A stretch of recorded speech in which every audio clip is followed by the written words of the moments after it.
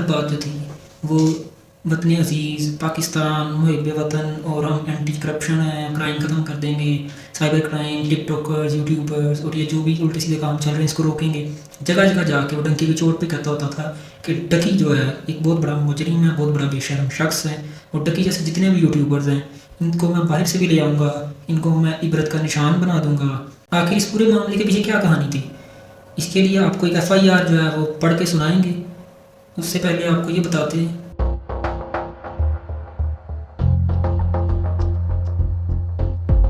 ڈکی کو گرفتار ہوئے آج تقریباً 70 دن ہو گئے ہیں، اور جس بندے نے یہ سارا معاملہ چلایا وہ ہے سرفراز چودھری، ایڈیشنل ڈائریکٹر NCCIA.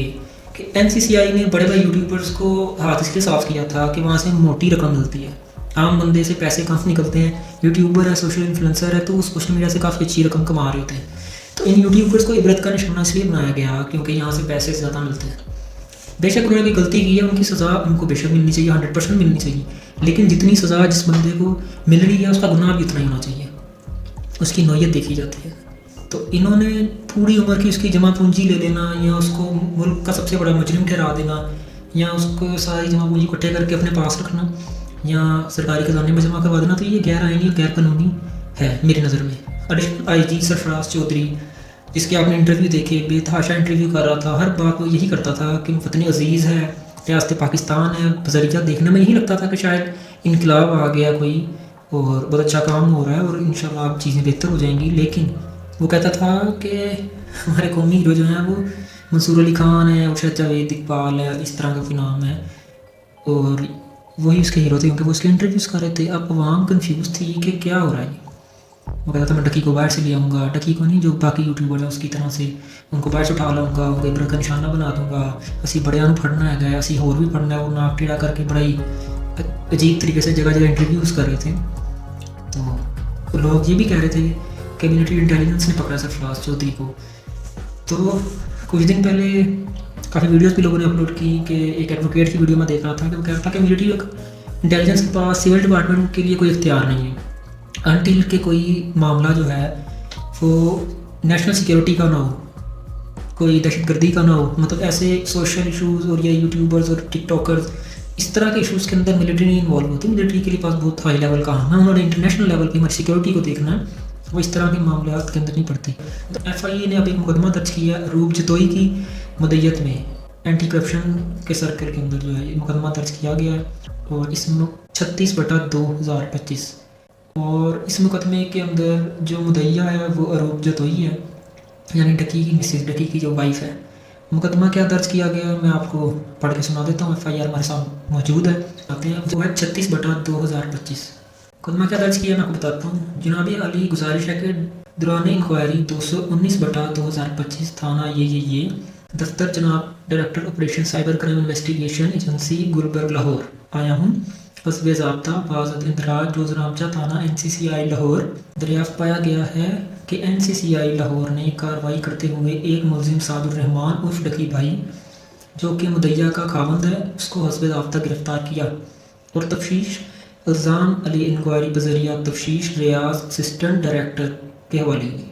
الزام علی شعیب ریاض نے مذکورہ ملزم کی بیگم عروب جتوئی کو مقدمہ میں ریلیف دینے کے لیے رقم کل 60 لاکھ روپے بذریعہ عثمان جو کہ سعد الرحمان عرف شعیب کا دوست ہے، سلمان عزیز جو کہ شعیب ریاض کا فرنٹ مین ہے، ہتھے آئے.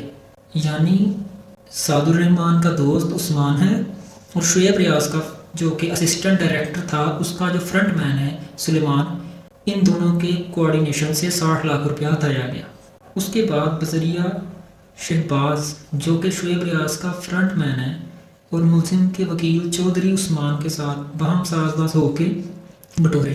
دوران انکوائری پایا گیا کہ الزام علی شعیب ریاض اسسٹنٹ ڈائریکٹر نے اپنے اختیارات کا ناجائز استعمال کرتے ہوئے رشوت کل رقم 90 لاکھ روپے ملزم سعد الرحمان عرف ڈکی بھائی کی فیملی ممبر سے بذریعہ فرنٹ مین عثمان، سلیمان عزیز اور ملزم کے وکیل چودھری عثمان کے ساتھ باہم ساز باز ہو کر کل رقم 60 لاکھ روپے شعیب ریاض نے فرنٹ مین سے سلمان عزیز کے ذریعے کوٹ عبد المالک کے موٹر وے ٹول پلازا ضلع شیخو پورہ درخواست دہندہ ضیاء الرحمان جو کہ ڈکی کا والد ہے اور عبداللہ کی موجودگی میں اگست 2025 میں وصول کیا۔ 17 اگست 2025 کو ڈکی گرفتار ہوا اور اس کے بعد انٹرویوز کا سلسلہ شروع ہو جاتا ہے اور اگست 2025 میں ہی 60 لاکھ روپے ہتھیائے گئے، جبکہ رقم 30 لاکھ روپے بصورت 3 عدد چیک، 3 چیک لیے 30 لاکھ روپے کے، ٹوٹل 10 لاکھ روپے کے 3 چیک شہباز فرنٹ مین شعیب ریاض وصول کیے بطور زر رشوت ہتھیائی گئی۔ رقم کی تقسیم کاری کی تفصیل یہ ہے کہ الزام علیہ شعیب ریاض نے 50 لاکھ روپے الزام علیہ زوار احمد ڈپٹی ڈائریکٹر کے ایک دوست کار زون شو روم والے کے پاس رکھوائے۔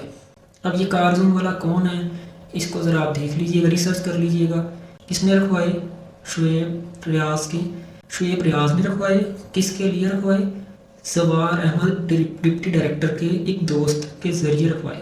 اور 5 لاکھ روپے عثمان عزیز، 5 لاکھ روپے چودھری عثمان نے رکھے، مزید 20 لاکھ روپے شعیب ریاض نے خود رکھ کر بقیہ 5 لاکھ روپے اپنے فرنٹ مین کو دیے۔ یہ میں آپ کو FIR کی تفصیل پڑھ کے سنا رہا ہوں جو اس میں لکھی ہوئی ہے، یہ میرے سامنے موجود ہے، اس کو میں پڑھ رہا ہوں۔ وہی فرنٹ مین جس کا نام سلیمان ہے۔ اب 5 لاکھ روپے ایڈیشنل ڈائریکٹر سرفراز چودھری کو بھی دیے، سرفراز چودھری صاحب کو دیے، جن کے انٹرویوز بند نہیں ہو رہے تھے۔ دوران انکوائری مزید پایا گیا کہ الزام علیہ شعیب ریاض نے اپنے اختیارات کا ناجائز استعمال کرتے ہوئے ملزم ڈکی بھائی کے اکاؤنٹ سے ٹوٹل یہ کوئی $3,26,429 بذریعہ بائنانس اپنے اکاؤنٹ میں ٹرانسفر کیے۔ یہ تقریباً یہ بنے 9,12,80,000 روپے، یعنی کہ تقریباً 10 کروڑ کے قریب ایک ملزم سے 9,12,00,000 روپے اتنے کی یہ ٹرانسفر کروا لیتے، 9 کروڑ اور یہ جو اوپر کے پیسے، کیا بات ہے۔ معاملہ بھی ختم نہیں ہوا۔ ملزم سعد الرحمان عرف ڈکی بھائی کے ریلیف کا جھانسا دے کے اپنے اختیارات کا ناجائز استعمال کیا اور رشوت دینے میں درست اور پرقصوروار پائے گئے ہیں۔ دوران انکوائری مزید پایا گیا کہ ملزمان جو کہ باقاعدہ ایک نیٹ ورک کے طور پر اپنے اختیارات کا غلط استعمال کرتے ہیں، ماہانہ کی بنیادوں پر مختلف کال سینٹرز آن لائن فراڈ میں ملوث ہیں اور پر سے انکوائریز اور مقدمات کی مد میں ملزمان متاثرین سے رشوت اکٹھی کرتے ہیں اور اپنے مخصوص حصہ رکھ کے بقیہ افسران تک پہنچاتے ہیں۔ NCCIA ہیڈ کوارٹر کے افسران کو یہ رقم بذریعہ Muhammad Usman deputy director operation headquarter Islamabad اور Ayaz Khan deputy director NCCIA headquarter Islamabad کو پہنچائی جاتی ہے، اور NCCIA Lahore Muhammad Sarfraz Chaudhry additional director اور Zawar Ahmad deputy director acting charge NCCI Lahore ماہانہ تقریباً 1 ملین روپے محمد مسلمان deputy director operation NCCIA headquarter Islamabad اور ایاز خان ڈپٹی ڈائریکٹر کے حوالے کرتے ہوئے آگے افسران تک پہنچاتے ہیں، یعنی پراپر لوگوں سے پیسے لے کے ہیڈ کوارٹر اسلام آباد تک وہ رقم جاتی ہے پورے نیٹ ورک کے تھرو۔ مزید یہ پایا گیا کہ Yasir Ramzan sub inspector Ali Raza, sub inspector مصطفیٰ، اسسٹنٹ ڈائریکٹر شعیب ریاض مختلف کال سینٹرز اور agreement companies on line fraud کرنے والے ملزمان کو سہولت کاری فراہم کرتے ہیں اور اس مد میں ماہانہ کی بنیاد پہ رقوم اکٹھی کر کے 50% خود رکھتے ہیں اور 50% افسران یا NCCI کے ہیڈ کوارٹر اسلام آباد بذریعہ ڈپٹی ڈائریکٹر اور ایڈیشنل ڈائریکٹر اپنی پوسٹنگ بچانے اور غیر قانونی کاموں میں جو انکوائریز چلتی ہیں ان سے بچنے کے لیے یہ کرتے ہیں۔ ابھی آگے بڑھتے ہیں کہ الزام علیحان Muhammad Sarfraz Chaudhry additional director, Zawar Ahmad deputy director acting charge NCCIA، Muhammad Usman deputy director operation, اس کے علاوہ Ayaz Khan deputy director NCCIA headquarter Islamabad, Shoaib Riaz assistant director NCCI، Mustafa Zafar assistant director NCCIA، Yasir Ramzan sub inspector, Ali Raza sub inspector اور 9 اس کے علاوہ سلیمان عزیز اپنے اختیارات کا ناجائز استعمال اور رشوت خوری اور تقسیم کا ارتکاب کر کے جرم 109 یعنی ابیٹمنٹ، 161 گریٹیفیکیشن انلیگل، اور جو سیکشن 5247 یعنی 1947 کا جو اینٹی کرپشن کا جو ایکٹ ہے اس کے تحت جو سیکشن 5 ہے اور سیکشن 5 کا سب کلاس 2 ہے، اس میں سرکاری ملازم جو اگر کوئی کرپشن کرتا پکڑا جاتا ہے یا گریٹیفیکیشن کرتا ہے اس کے اوپر یہ سیکشن لگتی ہے، میں ملوث پائے گئے ہیں، لہٰذا استغاثہ درج کیا جائے۔ یہ FIR تھی اور یہ بھی اپنے سے نہیں بتائی گئی۔ آپ کو یہ ویڈیو کے اندر اندازہ ہو گیا کس طریقے سے NCCIA کا کام چل رہا ہے. اب یہاں پہ سوال یہ بنتا ہے، پاکستان جتنی اہم ملک میں، ہمارے معاشرے میں کیا ڈکی بھائی اتنا بڑا کیس ہے؟ یعنی کہ ہمارا لیول اتنا گر چکا ہے کہ ہمارا جو فلیگ شپ کیس ہے اس ٹائم، ہمارے جو روز ڈسکشن ہوتی ہے، جو سوشل میڈیا ہے، جو میڈیا ہے، وہ ڈکی بھائی کو کور کر رہا ہے. ڈکی بھائی کیا تھا؟ ایک بلاگر، ایک روسٹر، ایک تماشا کرنے والا شخص، یعنی ایک انٹرٹینر ہے نا. وہ ایک الگ کیٹیگری ہے. نہ وہ کوئی سرکاری ملازم تھا، نہ کوئی فوج میں تھا، نہ وہ سیاستدان تھا، نہ کوئی بزنس مین تھا. تو ہم کیا ڈسکس کر رہے ہیں؟ ہمارے ادارے کیا کر رہے ہیں؟ آپ اس چیز کا اندازہ لگا لیں کہ ہم لوگ کہاں پہ اسٹینڈ کرتے ہیں کہ ہمارا جو فلیگ شپ کیس ہے وہ ایک سوشل میڈیا کا سٹار، ایک سوشل میڈیا کا شخص ہے، اور اس کو پہلے وہ مجرم تھا، ملزم تھا، اب وہ وکٹم بن چکا ہے. چوری کر لیا آپ نے، ٹھیک ہے، جس نے جو بھی کیا، جتنی سزا بنتی، جو بھی ظاہری بات ہے، اگر آپ کچھ غلط کرتے ہو آپ کو سزا ملتی ہے، نہیں کرتے تو آپ کو نہیں ملتی. اگر آپ غلطی نہیں پا جاتے تو آپ کو فری کر دیا جاتا ہے. اب ہمارا معاشرہ کس طرف جا رہا ہے؟ ایک طرف ہم لوگ انٹرنیشنلی کبھی ریکگنائز کیے جاتے ہیں، کبھی ہم لوگ جو ہے ابھینندن کو چھوڑ دیتے ہیں چائے پلا کے، کبھی ہم افغانستان کے ساتھ لڑ رہے ہیں، کبھی ہم انڈیا کو مزہ چکھا رہے ہیں، آپریشن سندور، ان کی مانگ میں سندور بڑھ رہے ہیں. تو ہم انٹرنیشنلی کیسے ریپرزینٹ کر رہے ہیں اپنے آپ کو؟ ہم نیشنل لیول پہ کیا کر رہے ہیں؟ ہم جو ہے اپنے لوگوں کو سیاسی ہو، مذہبی جماعت ہو، مطلب ایک کوئی ہمارا وہ نہیں ہے، کوئی پیمانہ نہیں ہے، کوئی رول آف لا نہیں ہے کہ یہ اسکیل ہے، اس کے مطابق امپلیمنٹیشن ہوگی چیزوں کی، یہ قانون ہے، اس کے مطابق چیزیں کی جائیں گی، یہ ادارہ ہے، یہ فیصلہ کرے گا، اس کے نیچے یہ ہے، یہ آرمی ہے، یہ ہماری پولیس ہے، یہ FIA ہے، یہ سائبر کرائم ہے، یہ ہمارے جو ڈیزاسٹر مینجمنٹ ہے. مطلب ہر ادارے کا ایک ایک کام ہے، وہ کرے گا. لیکن یہاں نہیں ہے ایسا، یہاں جس کا دل جو چاہے گا وہ کرے گا. آپ نے انٹرنل فیئر دیکھ لو، آپ نے انٹرنیشنل معاملات دیکھ لو، اپنے لوگوں کے ساتھ سلوک دیکھ لو، پھر لوگ بھی ویسے ہیں.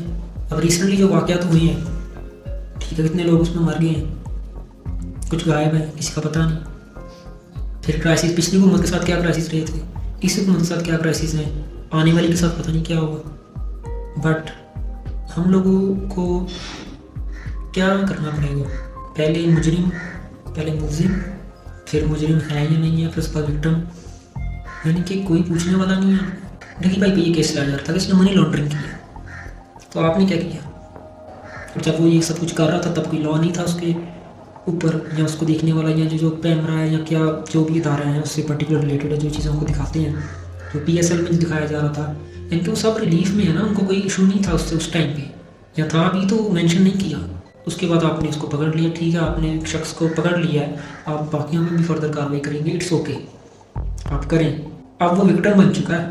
اب دیکھنا یہ ہے کیا ہوتا ہے آگے. اب عوام کی نظریں اس پہ ٹکی ہیں، صحیح ہے، غلط ہے، بہت غلط ہے، یا جو بھی ہے دس اینڈ دیٹ. بٹ کیا ایڈیشنل ڈائریکٹر سرفراز چودھری ڈکی بھائی کی طرح ہی کچھ مہینے جیل میں گزارے گا؟ وہ ایسے ذلیل و خوار ہوگا؟ اس کے جو افسران پکڑے گئے ہیں، جو اس میں ملوث ہے، جب ان پہ فی الحال تو وہ ملزم ہے نا، ابھی مجرم نہیں نکلے ہوئے، اگر ان پہ وہ چیزیں سخت ثابت ہوتی ہیں جو میں نے ابھی FIR میں آپ کو بتائی ہیں، اگر ایسا ہے تو کیا وہ جیل میں رہیں گے؟ کیا ٹرانسپیرنٹلی اس کے اوپر کام کیا جائے گا؟ کیونکہ یہ ایک ادارے کے اوپر بہت بڑا سوال بن گیا ہے، اور آئندہ آنے والی ان کی انکوائریز کے اوپر بھی، ان کی جو فیصلے ہوں گے، ان کے اوپر عوام کا ٹرسٹ کرنا بہت مشکل ہو گیا، اور عوام ان کے اوپر سوچا کرے گی کہ یار یہ صحیح ہے یا غلط ہے، یہ کیا ہے. اب دیکھنا یہ ہے کہ کیا ان کو بھی سزا ہوتی ہے، کیا ان کا ٹرائل ہوتا ہے، یا کوئی ڈیل ہو جائے گی، یا کوئی بیچ کا راستہ اختیار کر لیا جائے گا، یا کہا جائے گا کہ ثبوت سالڈ نہیں ہے، یا یہ ثابت نہیں ہوا، یا ان کو ریلیف دے دیا جائے گا، یا ہم گھر چلے جائیں گے، یا کیس دب جائے گا. کیا بنے گا؟ اس کا انتظار رہے گا لوگوں کو. باقی سوشل میڈیا پہ اس کی میمز بنانی ہے، بنا لیں. دیکھیں، ہر ادارے میں، ہر معاشرے میں، ہر جگہ پہ، ہر پارٹی میں اچھے لوگ بھی ہوتے ہیں، برے لوگ بھی ہوتے ہیں، چاہے وہ کوئی بھی فیلڈ ہوتے ہیں. لیکن ایک لمٹ سیٹ ہوتی ہے کہ rule and order, rule and law, یا آپ پہ جو اوپر لوگ موجود ہیں، یا آپ کو پوچھنے والا بھی ہے، جب وہ نہیں ہوگا یا وہ شامل ہوگا آپ کے ساتھ، تو پھر آپ یہ سب کچھ کریں گے. اگر ڈکی بھائی کی جوا ایپس کو پروموٹ کرنے پہ اس کے ساتھ جو سلوک کیا گیا، اس کے ساتھ جو رویے رکھے گئے، جو اس کی فیملی کے ساتھ جو ان کو فیس کرنا پڑا، یا جو وہ فیس کر رہے ہیں، اگر اس کی سزا اتنی ہے تو سوچیں جو FIR آپ کو پڑھ کے سنائی گئی ہے، وہ مجرم یا ملزم جو ان پہ ثابت ہوگی، اگر ان کی کیا سزا ہوگی، اس کا فیصلہ آپ نے کرنا ہے. اپنے ہوسٹ کو اجازت دیجیے، ملتے ہیں کسی اور ویڈیو میں کسی اور ٹاپک کے ساتھ. اپنا اپنے پیاروں کا خیال رکھیے گا. اللہ حافظ.